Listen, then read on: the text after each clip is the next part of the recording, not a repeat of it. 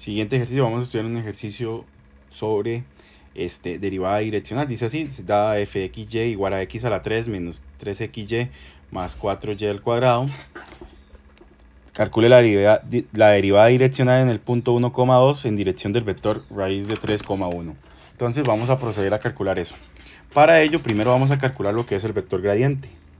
Recordemos que el vector gradiente en la función f es un vector de derivadas parciales, que la primera es la derivada parcial de f respecto a x y la segunda es la derivada parcial de f respecto a y. En este caso, que es una función explícita en términos de x y y. Si derivamos esa función en términos de x, el x a la 3 queda 3x al cuadrado, mientras que menos 3xy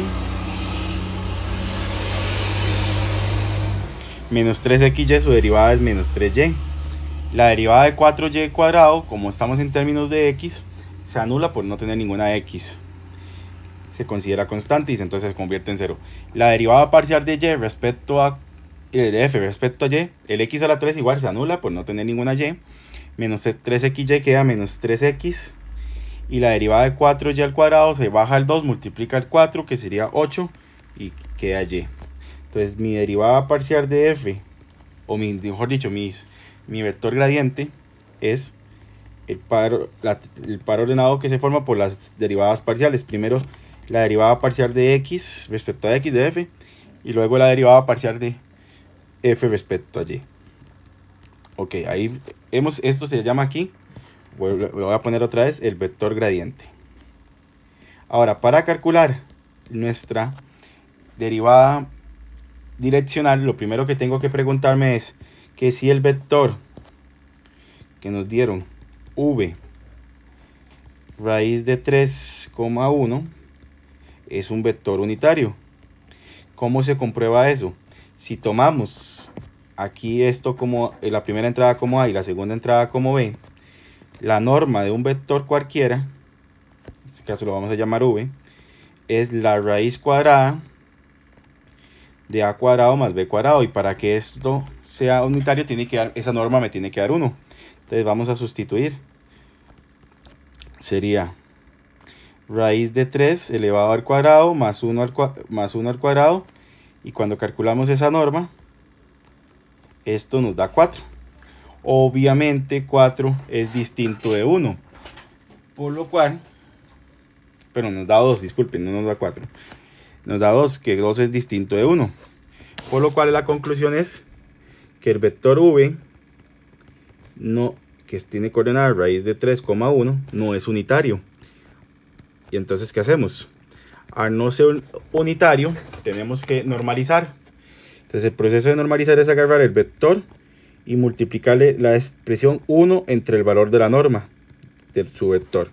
Es decir, un medio en este caso, multiplicado por el vector, que aquí sería raíz de 3 por 1,1. Distribuimos el 1 medio y entonces nuestro vector normalizado va a quedar, esta expresión va a quedar como raíz de 3 medios entre 2, 1 medio.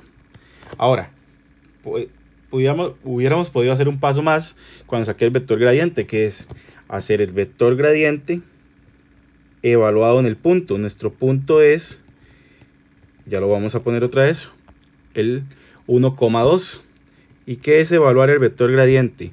Simplemente llegar y agarrar ese vector y este 1 es x y este 2 es y. Entonces simplemente sustituir esos valores y ver qué da. Sería 3 por 1 a la 2 menos 3 por 2,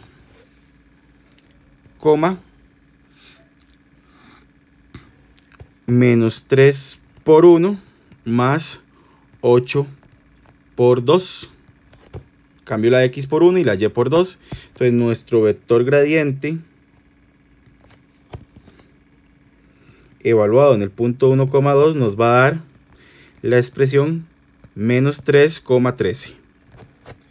Ya finalmente, para ir concluyendo, el cálculo de la derivada direccional de f respecto al vector v, que se simboliza así en el punto 1,2, Vea que aquí abajo se pone el vector, aquí arriba se pone el punto, y obviamente aquí la función es, agarro mi vector gradiente, producto punto, no es multiplicación, es producto punto, el valor del vector unitario, no el original, porque el original no era unitario, sino el que normalizamos.